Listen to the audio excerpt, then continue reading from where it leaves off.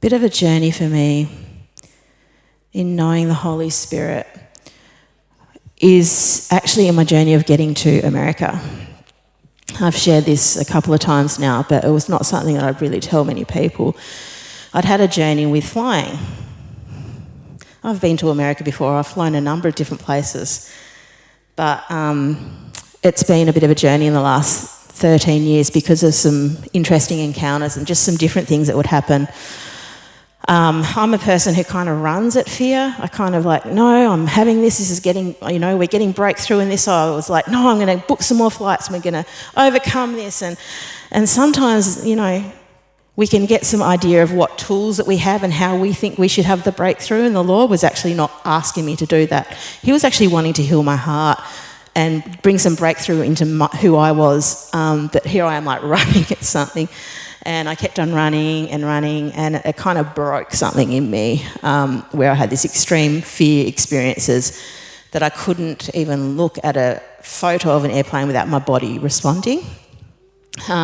And this is quite problematic because it goes against my call. I'm called to actually go to different places outside of Tasmania.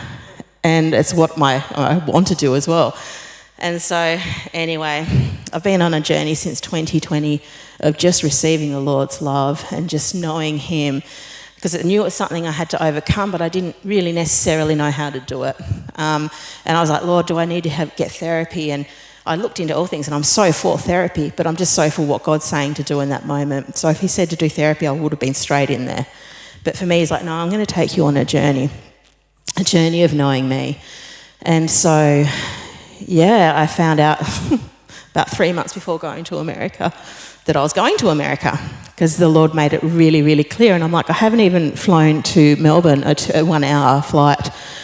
And I'm like, this does not make sense, because at the very start of the journey, the Lord's like, it's baby steps, it's okay, baby steps. And I had some beautiful baby steps and getting breakthrough, because I got to the point where I was confining myself so much, it was difficult for me to even drive my car down to Hobart. Like that's where things were heading. And so I'd had a lot of breakthroughs, but then the Lord's like, yeah, you're going to America. I had so many confirmations. It did not make sense, but I'm like, I know that you're going to move in this, Lord. For 3 months, day after day, I just sat with Him, and I'm like, I'm not moving until you've shifted something. Is it my thing? And each day there was an unveiling and a deliverance, and the word is true. I'm like, if your truth sets me free, show me what your truth is in this, Lord. He went and healed some things in my heart I didn't know were problems, where I was self-protecting or feeling like I had to be the Lord of the breakthrough. Some false responsibility, self-hatred, a lot of things I didn't realise that I was holding, that all these things kind of causing this big web that were holding me back. It was just like a process of the Lord just taking these things off. And I went and got some medication as well, and then I'm like, right, okay. And this is an area I've faced a lot of disappointment in, and just it's hurt so much, because I'm like, right, the breakthrough is now, and we're going. It was not, and it was quite traumatising for me with the fear that I was facing. And so anyway, I'm like, okay, we're right, and I felt like I needed to go on a test flight to Melbourne, and I went on a flight to Melbourne, and I lasted, but it wasn't amazing.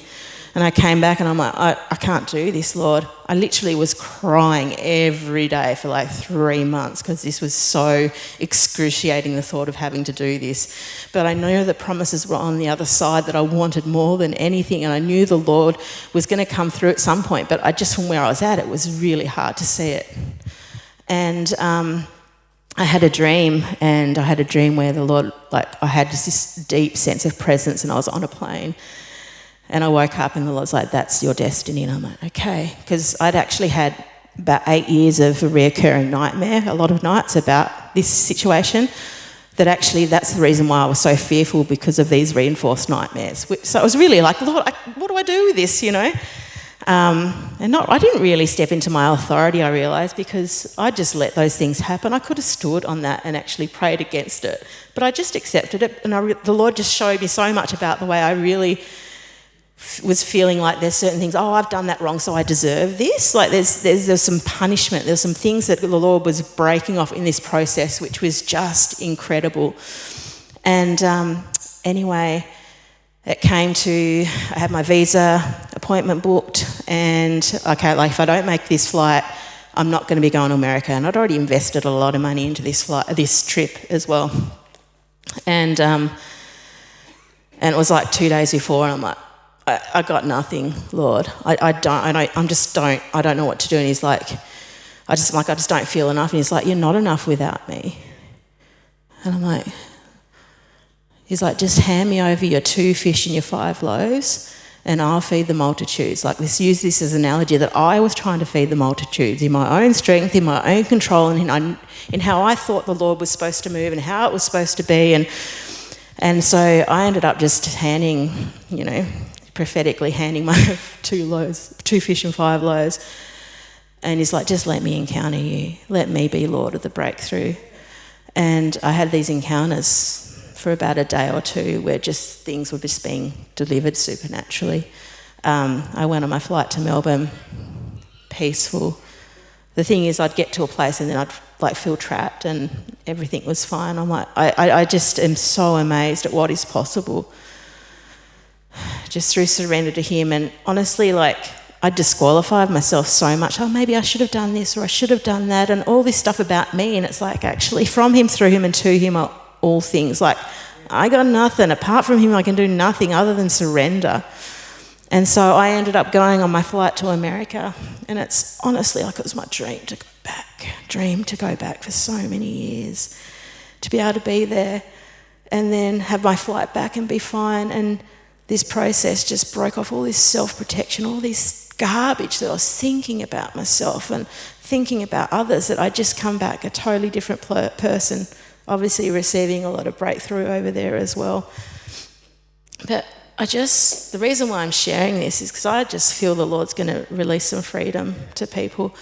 I just have a sense there's people that have been charging on a journey of trying to get breakthrough and trying to believe and just feeling disappointed and almost disheartened with God. Like, where are you? Like, I had literally, in this area, I had just assumed God just was not in it. Like, because I tried it, and he just has revealed himself. Like, when we're in the midst of those deepest, darkest moments, that's actually when we get to know him. And he's changing my perspective to look at these situations as invitations to know him, invitations to encounter him, instead of being like, what pain am I going to go through now?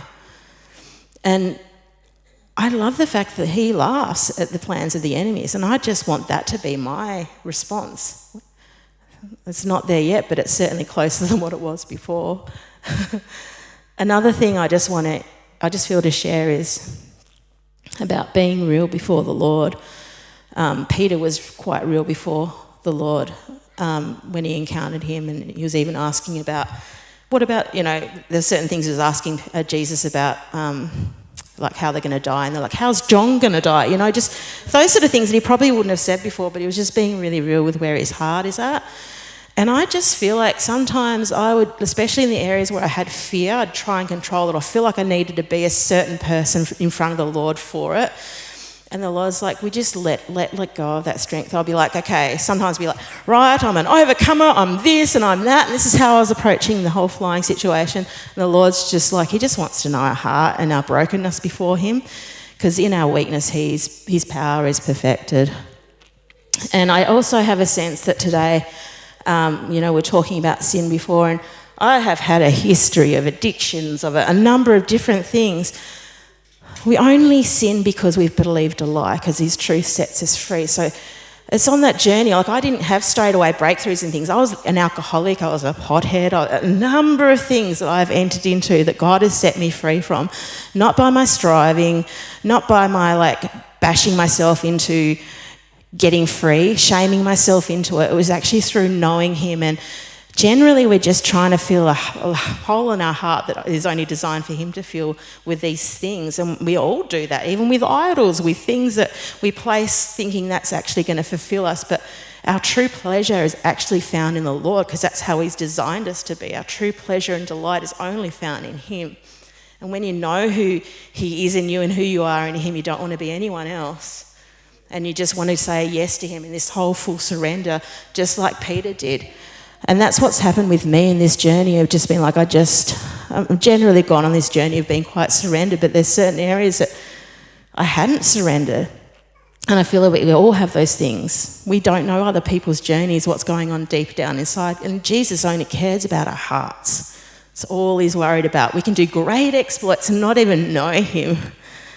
Where's our heart with him? I just had a sense when we're going to open up for ministry, if I can get the worship team to come up as well, if that's okay to do that. Just to enter into the Revelation song again would be incredible, because there's something about the transition that Peter went on where he was calling, when Jesus says, "Who do you say I am?" He's like, "You're the Messiah."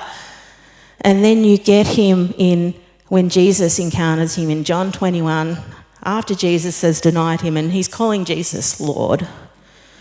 There's a transition that takes place from the Messiah, the one who saves me, the one who's there for me, for me, it's me, and to Lord, I give you my all. You are Lord of my life. I surrender to you. The fear of God has come over his life, and the fear of God is the awe of God and the deep delight of God and the love of God, where you just don't want to do anything else but to delight in him and serve him, not out of obligation, but out of true passion. That's all we want. Yeah. I'd really love to invite people to come up. If there's something you just feel like I want to break through in, maybe it's like I've got to give you my two fish and my 5 loaves. It might be even just some things I might have mentioned that I've already had breakthrough in. Or if you just go, I just need to surrender afresh. I just believe the Lord's just going to, or just like I just want to encounter him in a different way. I feel like there's something the Lord's going to release, especially in the area of freedom.